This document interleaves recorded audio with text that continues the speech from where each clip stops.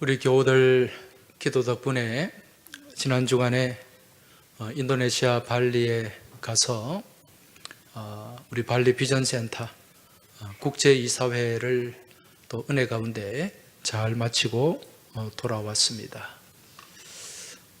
뉴스를 보셨겠지만은 인천공항에 폭설로 인해 가지고 또 비행기가 좀 지연되는 그런 또 문제도 있었지만 또 기도해 주신 덕분에 큰 어려움 없이 순적하게 또 모든 일정을 잘 마치고 돌아올 수가 있었습니다.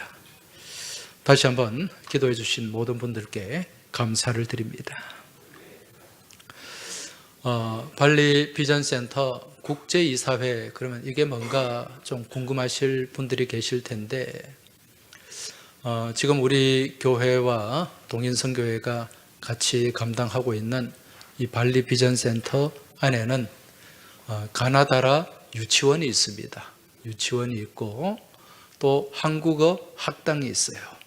인도네시아 젊은이들이 한국말을 배우길 원하기 때문에 한국어 학당을 운영하고 또 거기에 한국어 시험을 볼 수 있는 시설을 갖추어 놓고 또 한국어 능력 시험을 치르고 있습니다. 그리고 또 크리스찬 그룹이라고 해서 인도네시아 현지 젊은이들이 또 그 그룹을, 크리스찬 그룹을 만들어서 또 봉사도 하고 헌신도 하고 그렇게 활동을 하고 있습니다.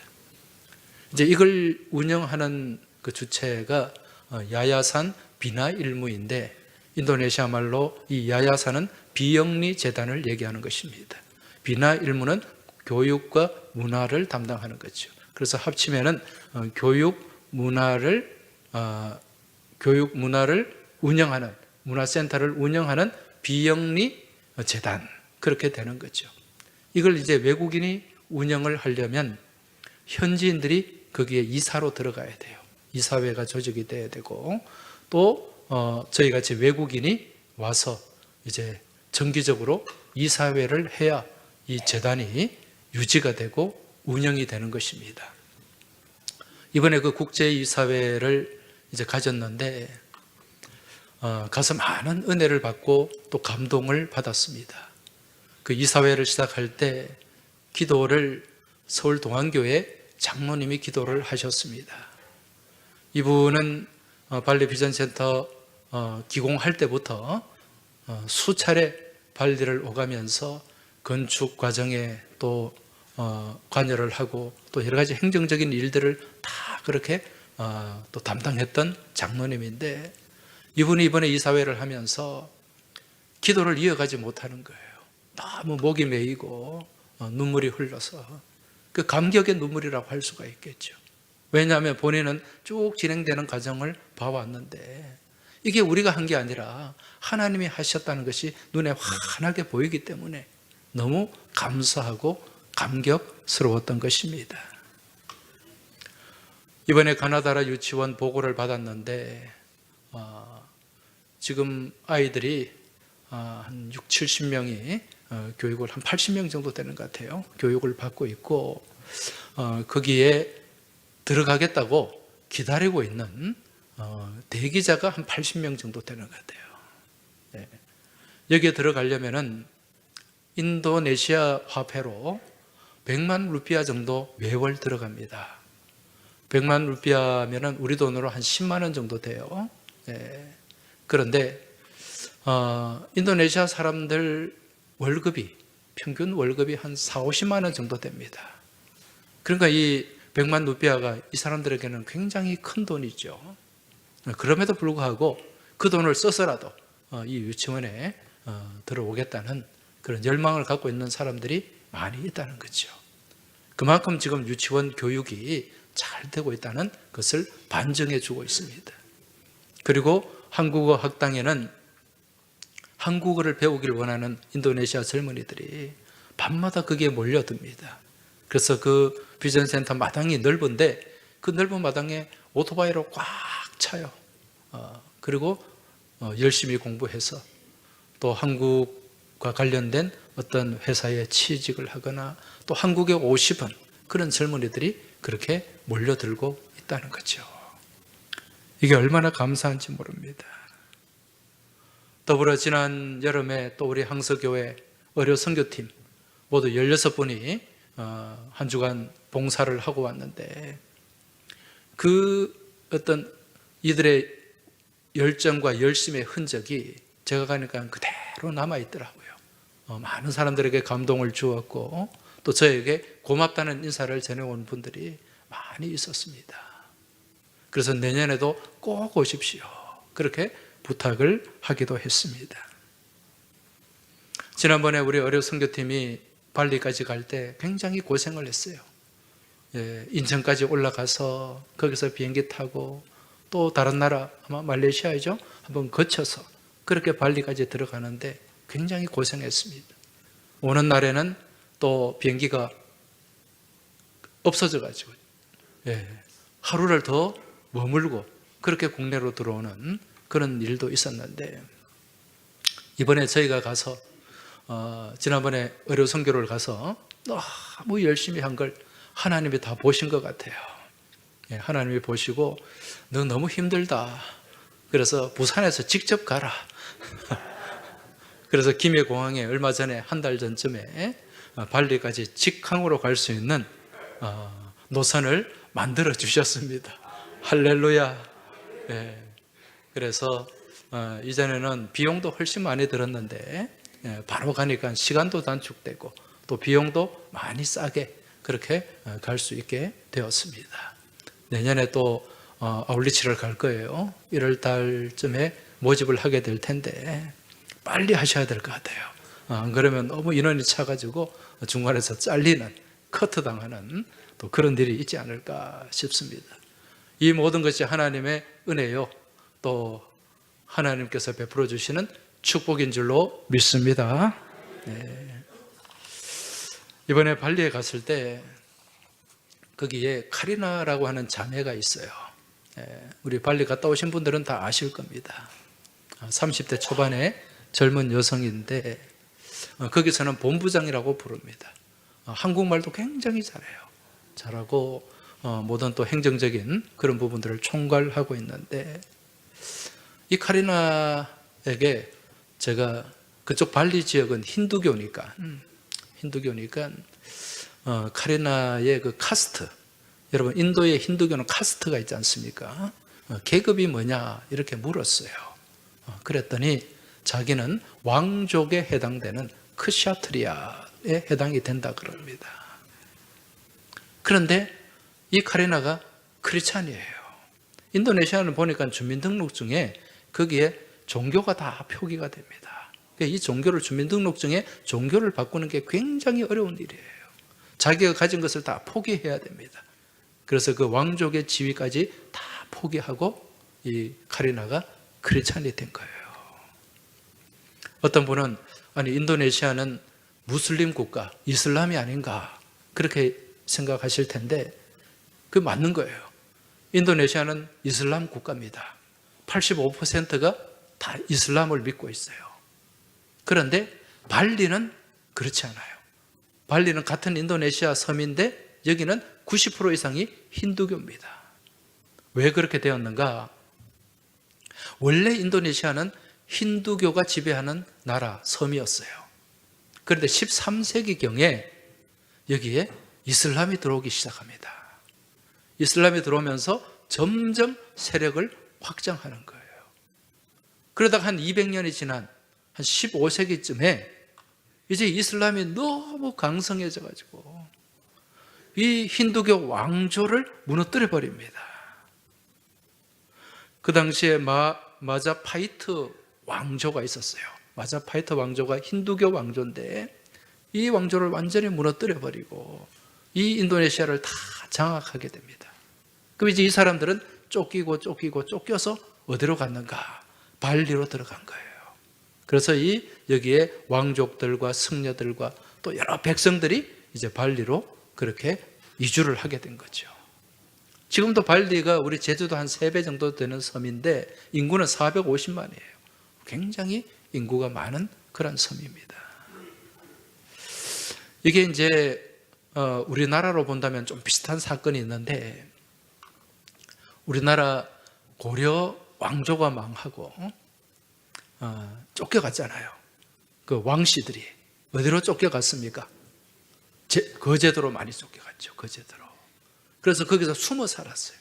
그러면서 그 성을 나타낼 수 없으니까, 왕씨라는 성을 드러낼 수 없으니까 성을 바꾸었죠. 그래서 바꾼 성이 어떤 성입니까? 왕자에다가 점을 하나 찍어서 옥시, 저 위에 중층에 옥시가 한 사람 한 분 앉아 계십니다. 예. 또 왕자에다가 지붕을 씌워가지고 전씨. 그래서 제가 알기로는 이 거제도의 옥시와 전씨는 같이 결혼하지 않은 걸로 그렇게 알고 있습니다. 근데 제가 아는 집사님, 권사님은 또 결혼했더라고요. 어쨌든 지금 이제 이 발리 섬으로 쫓겨온 그러한 많은 사람들이 자기의 신앙, 힌두교를 계속 이어가기 위해서 거기에 지금까지 모여서 그렇게 살고 있는 거죠. 그래서 이 카리나 또한 그 후손이에요. 그 왕족의 후손인데 지금 이제 자기의 그 신분을 다 포기하고 이제 하나님의 자녀, 하늘나라의 왕족이 되었습니다. 예, 그래서 지금 행정 직원들을 다 통솔하고 또 크리스찬 그룹의 리더가 되어가지고 얼마나 헌신적으로 또 일을 잘 하고 있는지 모릅니다. 나이가 34살, 미혼입니다. 예, 물어보니까 한국 남자하고 결혼하고 싶답니다.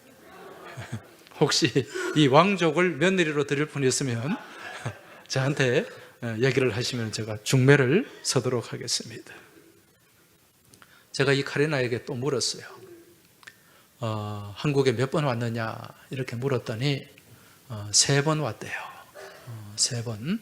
얼마 전에도 이 부산을 다녀갔습니다.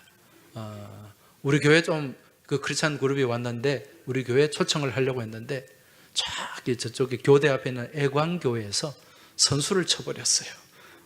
아예 발리에서 장로님이 예약을 해놓고 가서 우리 교회에 오지 못하고 그쪽 교회에서 또 케이블카도 태워주고 또 여러 가지 부산을 소개하는 그런 프로그램을 가졌더라고요.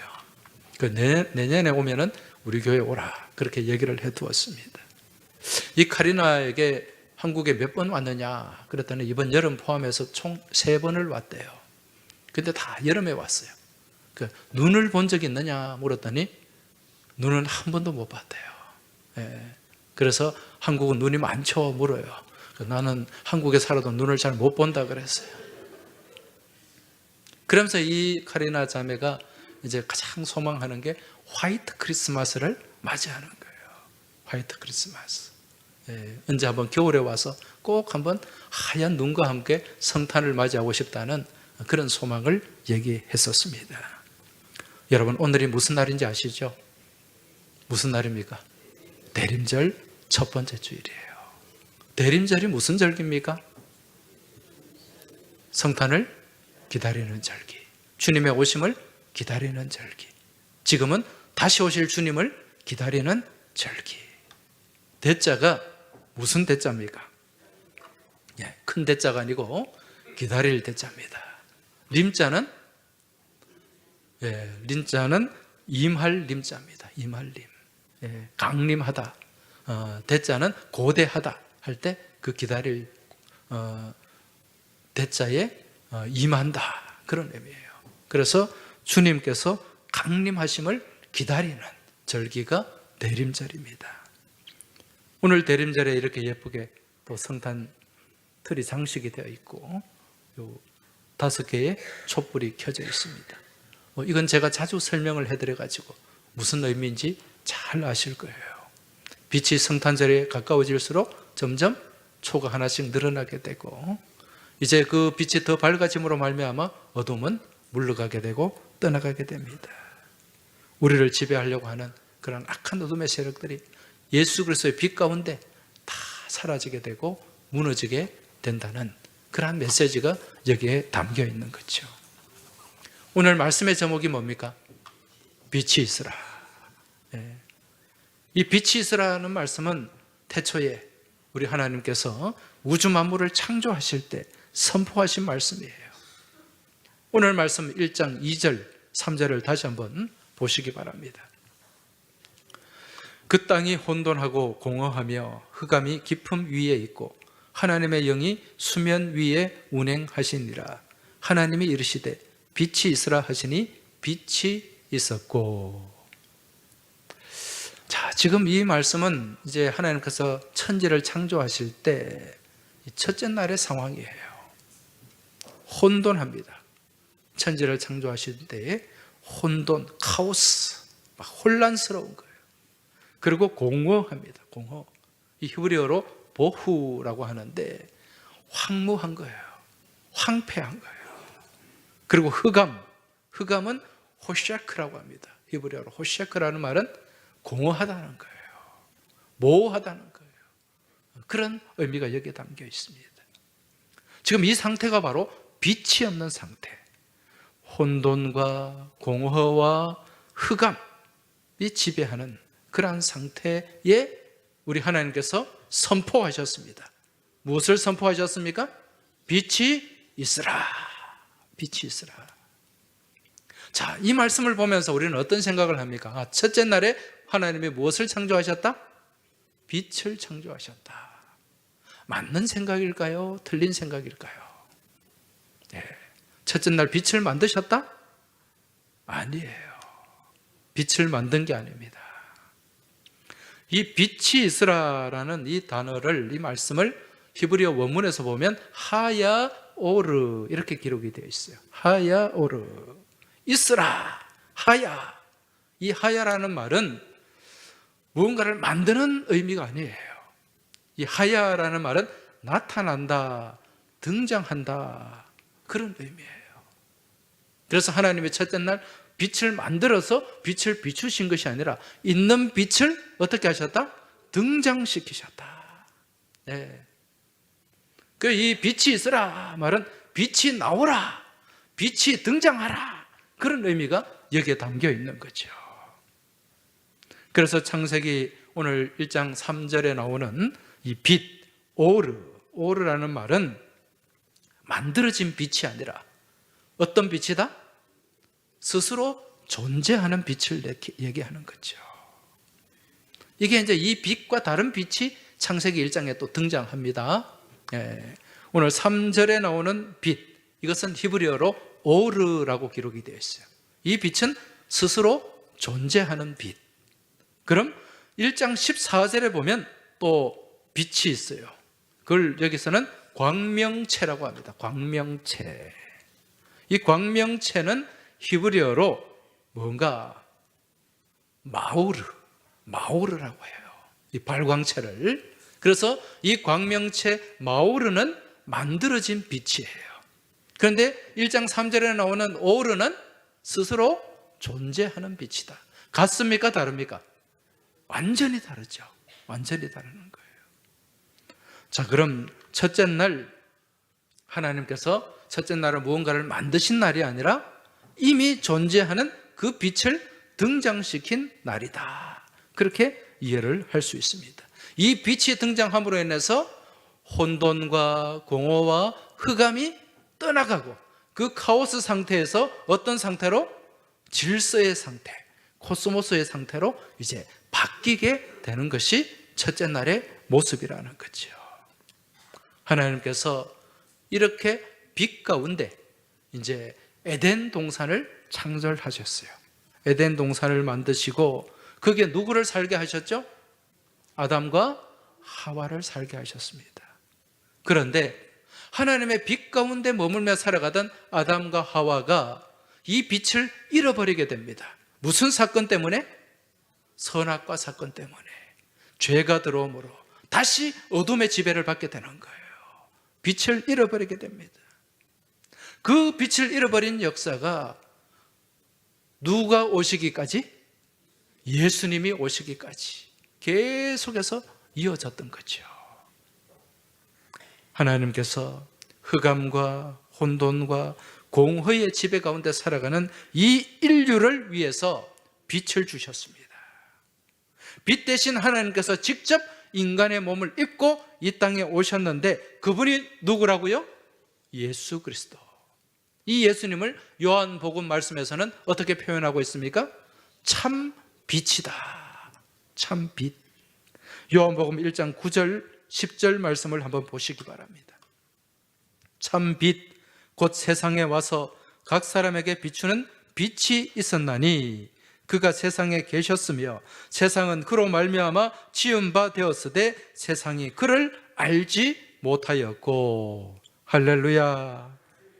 이 빛이 예수 그리스도 빛이에요. 이분이 2절에 보면 그가 세상에 계셨다는 거예요. 천지가 창조되기 전에 이미 계셨고 그로 말미암아 이 온 천지가 지은 바 되었다는 거죠. 이 빛, 참 빛이 창세기에 빛이 있으라 라는 말씀과 함께 등장하신 거예요. 자, 여러분, 지금 이 빛, 우리는 지금 참 빛 가운데 머물며 살아가고 있습니다. 여러분, 빛이 가지고 있는 힘이 있어요. 그 빛이 가지고 있는 힘이 무엇입니까? 무엇을 물리친다? 어둠을 물리치는 거예요. 어둠을 물리칩니다.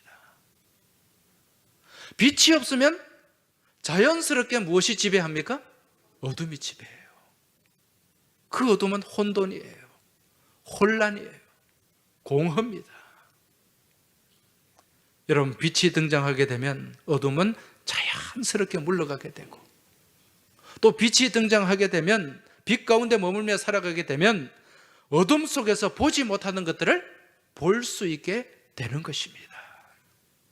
여러분, 혼돈, 어둠 속에서는 혼돈이라 그랬어요. 제대로 보지를 못합니다. 알 수가 없어요. 옛날에 6.25 전란 때 이 강원도에 고지전을 하면서 그 고지를 빼앗으려고 막 주야로 서로 싸웠지 않습니까? 나중에는 총알이 다 떨어지고 포탄이 떨어져서 그냥 총칼을 들고 올라가서 백병전을 하게 됩니다. 그럼 깜깜한 밤에 막 올라가요. 적군이 올라오는데 이게 아군인지 적군인지 분간이 안 된단 말입니다. 그때 싸우신 분들 얘기를 들으면 어떻게 싸웠다 그럽니까?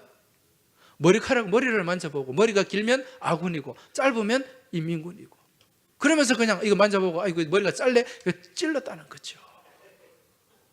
그런데 이게 아군들 중에도 머리 짧은 사람이 있을 거 아닙니까? 그러니까 내 동료를 깜깜하니까 머리가 짧다는 이유로 그냥 찔러, 나중에 보니까 내가 내 동료를 죽이는 그런 일들도 비일비재했다는 거죠. 이게 뭡니까? 혼돈이에요. 혼선이에요. 무엇이 없기 때문에?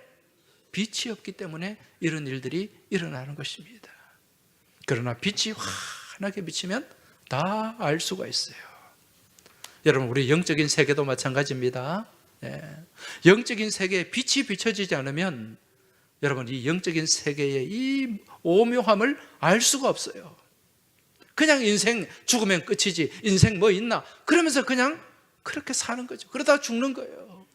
그렇지만 우리 심령 가운데 빛이 비춰지면 하나님의 놀랍고 오묘한 세계를 바라보게 되는 줄 믿으시기 바랍니다. 사계절을 보면서 그 가운데 섭리하시는 하나님의 섭리를 볼 수 있는 거예요. 여러분, 이거 아무나 볼 수 있습니까? 아닙니다. 우리 가운데 영적인 빛이 있어야 볼 수 있는 줄 깨달으시기 바랍니다. 이 빛이 우리 삶 가운데 질서를 주는 거예요. 혼돈스럽고 혼란스러운 삶이 아니라 질서 있는, 영적인 질서가 있는, 내면 세계에 질서가 있는 그런 삶으로 우리를 이끌어 간다는 것입니다. 여러분, 이게 빛이 가지고 있는 힘이고 빛을 통해 얻게 되는 은혜인 줄 믿으시기 바랍니다. 제가 이번에 인도네시아를 가서요, 이제 첫째 날 이사회를 마치고 둘째 날 아침 일찍 서둘러서 숙소에서 7시 반에 차를 타고 출발을 했습니다. 어디를 가려고 했느냐? 그곳에서 발리 저기 북단에 블링빙 살이라고 하는 지역이 있어요. 거기를 가기 위해서 아침 일찍 출발을 했습니다. 왜냐하면 시간이 한 4시간 반 정도 걸려요. 우리는 도로가 좋기 때문에 뭐 80km, 90km, 뭐 100km 이상 달릴 수 있지만 그 가보시면 아시면 길이 꼬불꼬불해요. 이 사람들은 뭐 질서가 없어요. 무질서 속에 질서가 있더라고요. 오토바이하고 막 뒤엉켜가지고, 그러니까 도로도 좁고 험하니까 뭐 한 30km, 40km 이렇게 가니까 4시간, 5시간 걸릴 수밖에 없는 거죠.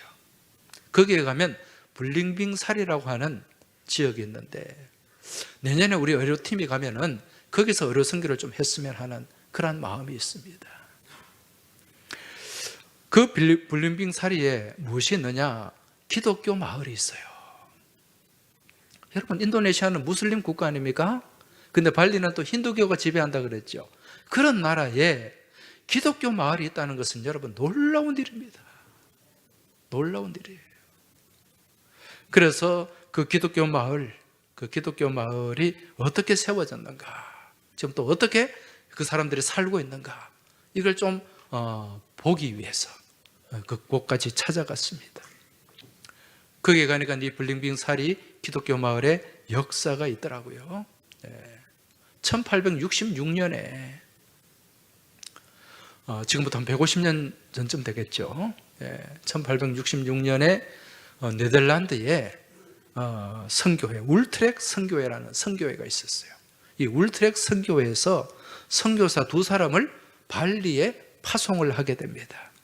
그 파송된 선교사가 제이콥 드 브룸, 제이콥이라는 선교사와 반 에크라는 선교사 2사람이 갔어요. 근데 여러분, 참 힌두교가 개종이 안 됩니다. 힌두교는 엄청난 신을 섬기거든요. 7년 동안 선교를 했는데 딱 한 사람, 7년 만에 딱 한 사람이 이제 예수를 믿고 개종을 한 거예요. 예수를 영접하고 개종을 했는데, 이제 이 제이콥 선교사가 이 개종자에게 세례를 베풀었습니다. 그런데 문제는 이 세례받은 이 현지인이 이 선교사를 칼로 찔러서 죽이고 말았어요. 그런 일이 일어났습니다.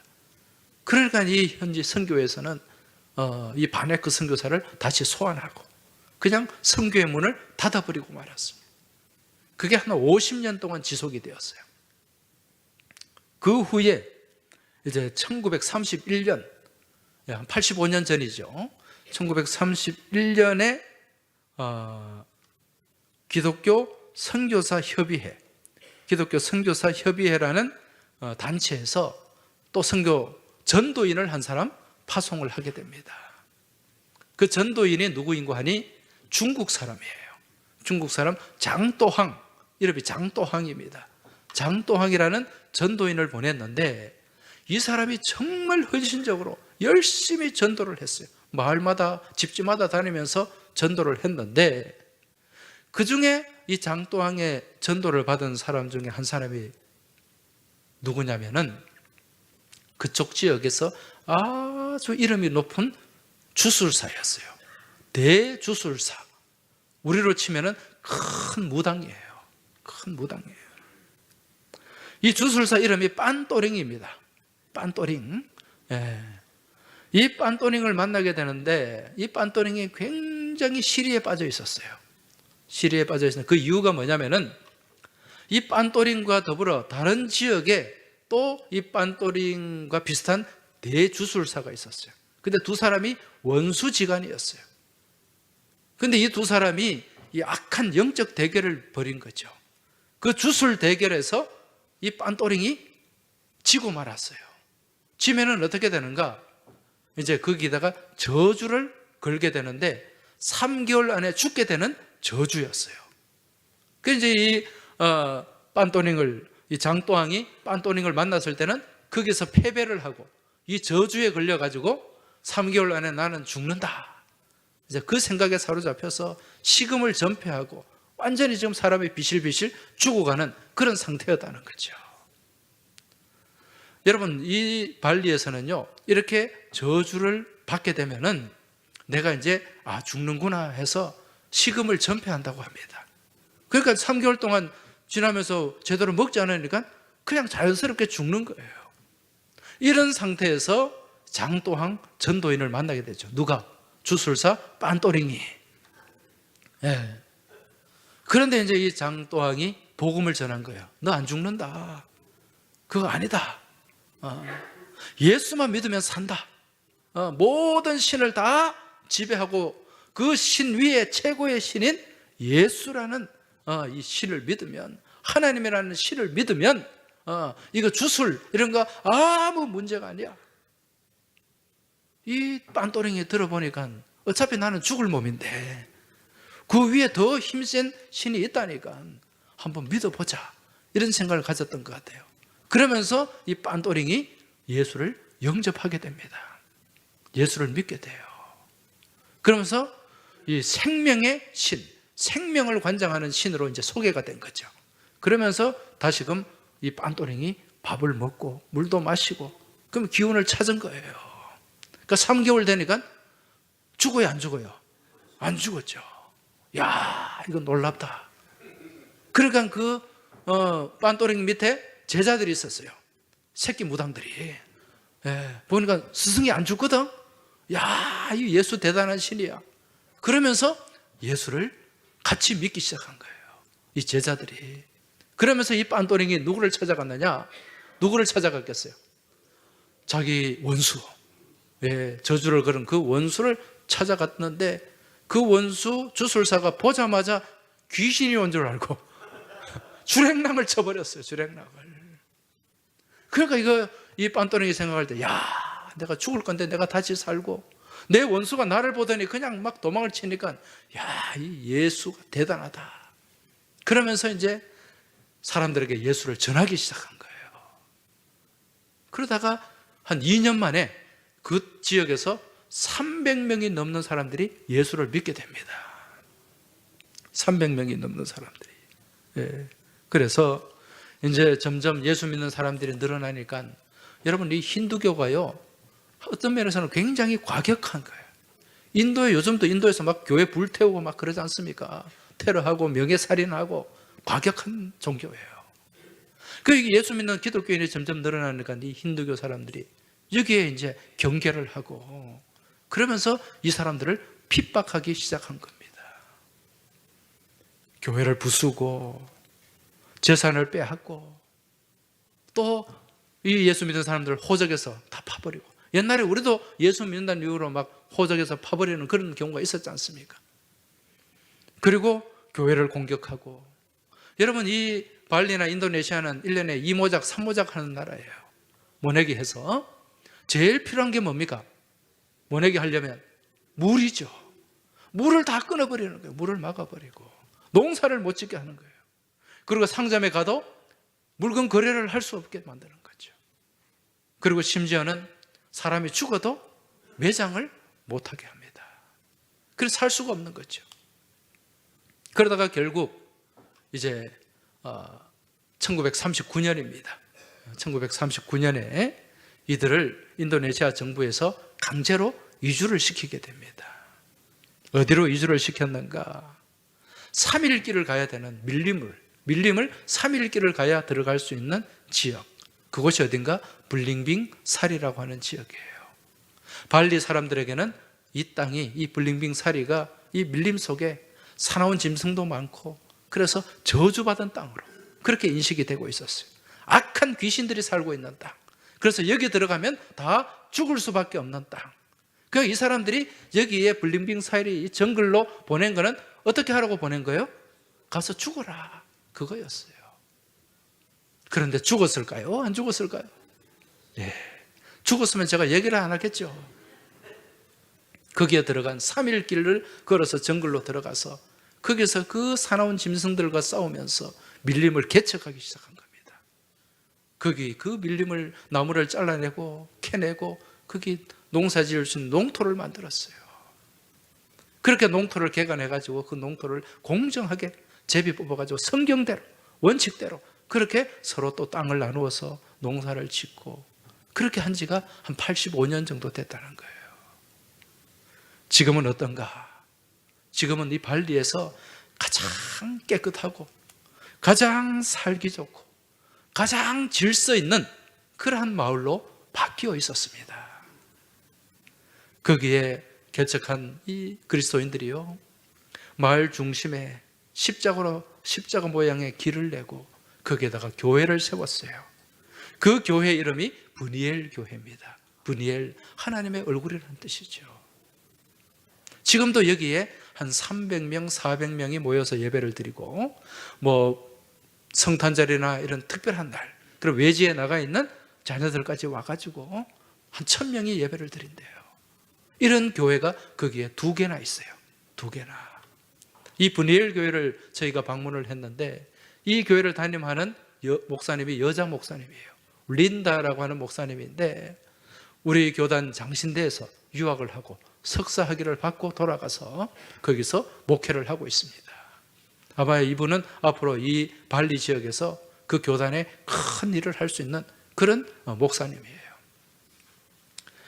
그래서 이제 이 블링빙 사례가 사람들에게 어떻게 알려졌냐면은 어느 날 독일 사람이 경비행기를 타고 이 발리 이 정글을 이렇게 비행을 하는데 위에서 보니까 십자가 모양이 있는 거예요. 십자가 모양이. 저게 뭐지? 그렇게 생각해서 나중에 이제 찾아가 봤더니 거기에 기독교 마을이 있더라는 것입니다. 그래서 전 세계에 알려지게 되었어요. 제가 가서 그 기독교 마을 사진을 찍었습니다. 사진을 한번 보여주시기 바랍니다. 저게 이제 들어가는 입구로 들어가는 블링빙 사리로 들어가는 문이에요. 저기 위에 보면은 양쪽에 십자가가 분명하게 새겨져 있습니다. 다음 사진 보여주시기 바랍니다. 저게 이제 기념비인데요.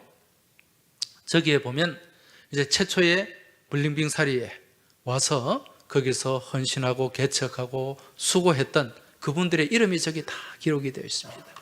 다음 사진 보면은 저분이 린다 목사님이에요. 린다 목사님인데 그걸 저희들에게 쭉 설명을 다 해줬습니다. 다음 사진 보시기 바랍니다. 저기 이제 교회 전경이에요. 교회 마당하고 주변인데 다음 사진, 다른 각도에서 찍은 사진이고요. 그 다음 사진, 저희가 이제 예배당으로 들어가는 문이에요. 지금 저기가 십자가가 안 보이는데 저 위에 맨 꼭대기에 십자가가 있습니다. 십자가가 새겨져 있고 저기 하나는 저주의 문이고 하나는 축복의 문인데 이렇게 이 땅 가운데서는 저주와 축복이 있는데 들어가서는 다 축복의 문으로 나오는 그런 메시지가 저기에 담겨 있었습니다. 예배당을 한번 보여주시기 바랍니다. 저희가 브니엘 교회 예배당이에요. 다음 사진, 저 위에서 빛이 자연 채광이 그대로 빛이 비치고 있습니다. 다음 사진, 저기에 보시면은 남성 2분이 계시죠? 2분은 저 브니엘 교회 장로님들이에요. 장로님이고 중앙에 린다 목사님이고 저기 파란색 티셔츠 입은 자매가 아까 제가 소개해드린 그 자매입니다. 한국어를 잘하고 지금 거기에 지금 행정 책임을 맡고 있는 자매입니다. 카리나 자매. 저 자매를 며느리로 드리고 싶은 분이 있으면 저한테 말씀을 하시면 됩니다. 지금 이제 사진 다 끝났죠? 80년 전에 사람들이 죽기를 받으면서 내몰아 넣었던 그 죽음의 땅, 저주의 땅이죠. 그런데 이들은 그곳에서 더 밝은 빛 가운데 머물렀습니다. 누가 계셨기 때문에? 빛 대신 주님이 계셨기 때문에. 그 죽음의 땅을 생명의 땅으로 바꿔놓은 거예요. 가장 깨끗하고 가장 살기 좋고 가장 행복하게 살 수 있는 그러한 땅으로 바꿔놓고 거기 이 주의 백성들이 모여서 얼마나 화목하게 그렇게 하나님 찬양하며 살아가고 있는지 모릅니다. 여러분, 이게 바로 복음의 힘인 줄 믿습니다. 이것이 바로 복음의 권세요 능력인 줄 믿습니다.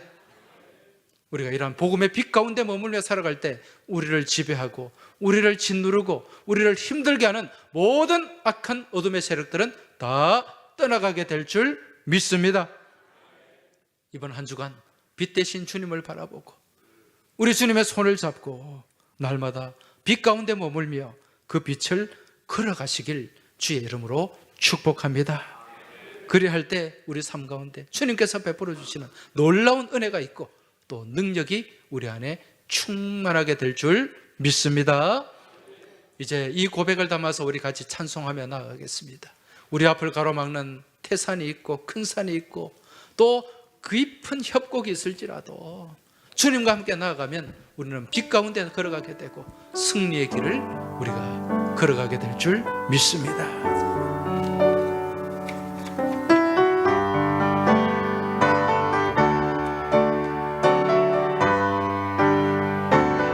태산을 넘어 언곡에 가도 빛 가운데로 걸어가면 주께서 항상 지키시기로 약속한 말씀 변치 않네. 하늘의 영광 나의 맘속에 차고도 넘쳐 할렐루야를 힘차게 불러 영원히 주를 찬양하리. 캄캄한 밤에 다닐지라도 주께서 나의 길 되시고 나에게 맑은 빛이 되시네. 길 잃어버릴 염려 없네. 하늘의 영광 나의 맘속에 차고도 넘쳐 할렐루야를 힘차게 불러 영원히 주를 찬양하리. 광명한 그 빛 마음에 받아 찬란한 천국 바라보고 할렐루야를 힘차게 불러 날마다 빛에 걸어가리. 하늘의 영광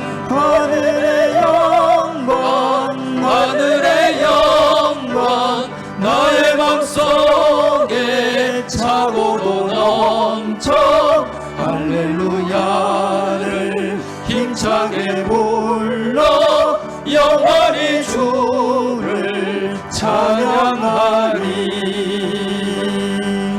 아멘. 이제 이 시간 우리 같이 기도하겠습니다.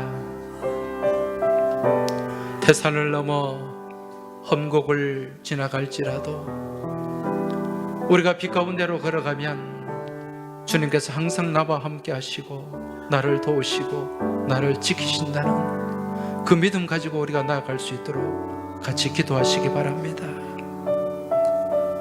주님의 오심을 바라보며 악한 어둠의 세력들이 나를 짓누를 때도 있고 나를 힘들게 할 때도 있는데 우리 빛 대신 우리 주님을 바라보면 그 어둠의 세력들은 자연스럽게 물러가게 되고 떠나가게 되고 또 주저앉게 될 줄로 믿습니다. 이제 이 믿음 가지고 빛 대신 주님과 함께 하겠습니다. 우리 주님의 손을 놓지 않겠습니다. 이번 한 주간에도 주님의 빛 가운데 머물며 그 길을, 믿음의 길을 걸어가겠습니다. 이 고백을 담아서 우리 하나님 앞에 간절한 마음으로 같이 합심해서 통성으로 기도하며 나아가겠습니다. 우리 주여 한번 외치고 통성으로 기도드리겠습니다. 주여! 아버지 하나님 감사합니다. 오늘도 저희들 가운데 주님의 말씀을 주시고 이 말씀을 붙잡고 이 말씀을 의지하고 이 말씀을 신뢰하며 나아가게 하시니 감사합니다. 아버지 하나님, 저희가 대림절 첫 번째 주 주님의 오심을 바라보며 주님을 기다리는 이 믿음의 절기 가운데서 하나님 늘 어둠에 거하지 않게 하여 주시고 주님의 빛 가운데 머물게 하여 주시고 그 어둠의 세력들을 이기며 나아가는 저희 모두가 되게 하여 주시옵소서. 이 믿음으로 나아갈 때 우리 앞을 가로막는 큰 산이 실지라도 스룹바벨 앞에서 평지가 되듯이 태산을 넘어 험곡에 갈지라도 빛 가운데로 나아가면 주님께서 항상 지키시고 동행하시고 인도하시고 승리하게 하신다는 그 믿음 저희가 놓치지 않게 하여 주시옵소서. 이 믿음으로 승리하게 하여 주시옵소서. 이번 한 주간에도 이 말씀 붙잡고 이 믿음으로 주님과 동행하는 저희 모두가 되길 간절히 소망합니다. 주님 함께하여 주시옵소서. 하나님 아버지, 오늘도 저희에게 말씀 주심에 감사합니다. 이 말씀 붙잡게 하시니 감사합니다. 이 말씀 의지하고 신뢰하며 나가게 하시니 감사합니다. 아버지 하나님, 저희가 빛 대신 주님을 바라보게 하시고 그 빛 가운데 늘 머물며 살아가는 저희의 모든 삶의 여정이 되게 하여 주옵소서. 그래야 우리 앞을 가로막는 그러한 어둠의 세력들이 다 떠나가게 하여 주옵시고 태산이 큰 산이 스룹바벨 앞에서 평 성지가 되듯이 저희의 믿음 앞에서 온전한 시온의 도로로 펼쳐질 수 있도록 주님 도와주시고 인도하여 주시옵소서. 이번 한 주간 저희들 대림절 첫 번째 주간을 지내면서 주님 손잡고 말씀 붙잡고 오직 주님만 신뢰하며 나가는 거룩하고 복된 믿음의 행전이 저희 삶 가운데 펼쳐지길 간절히 바라고 원하오며 우리 주님 예수 그리스도 이름으로 기도하옵나이다. 아멘.